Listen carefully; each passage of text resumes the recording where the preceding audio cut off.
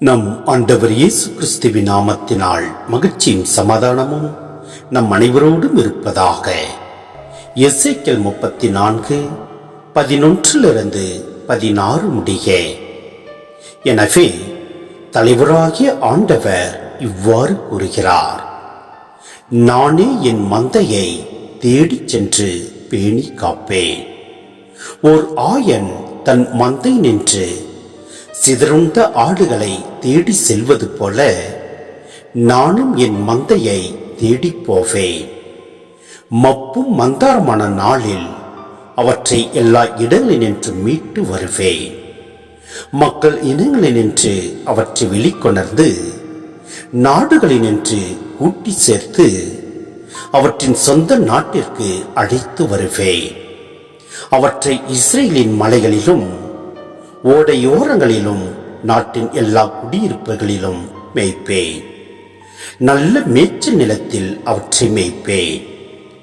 இஸ்ரேலின் மலை உச்சிகளில் அவற்றில் மேய்ச்சல் நிலம் இருக்கும். அங்கே வளமான மேய்ச்சல் நிலத்தில் அவை இளைப்பாறும். இஸ்ரேலின் மலைகளின் மேல் செழிப்பான மேய்ச்சல் நிலத்தில் அவை மேயும்.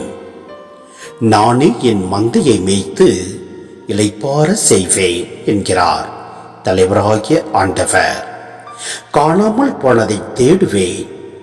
அலைந்து திரிவதை திரும்ப கொண்டு வருவேன். காயப்பட்டதற்கு கட்டுப்போடுவேன்.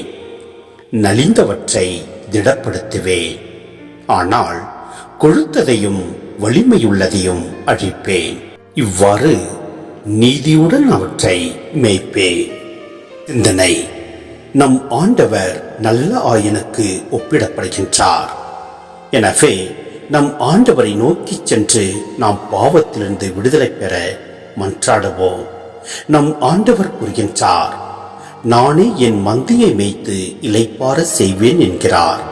எனவே நாம் பாவத்தில் விழுந்தாலும் நாம் அவற்றிலிருந்து எழுந்து நம் ஆண்டவரின் வார்த்தைகளுக்கு செவி கொடுப்போம். நம் ஆண்டவர் நம்மை வழிநடத்துவார், பாதுகாப்பார். எனவே நாம் ஒருபொழுதும் அஞ்ச வேண்டாம், கலங்க வேண்டாம். இன்றே நம் ஆண்டவரோடு திரும்பிச் சென்று அவரது வார்த்தைகளை கடைபிடித்து வாழ்வோம். அவர் வழியில் செயல்படுவோம். அனைவரிடத்திலும் அன்பு கொண்டு வாழ்வோம். எல்லாம் வல்ல இறைவன் நம்மை நிறைவாய் ஆசீர்வதிப்பார். ஆமேன்.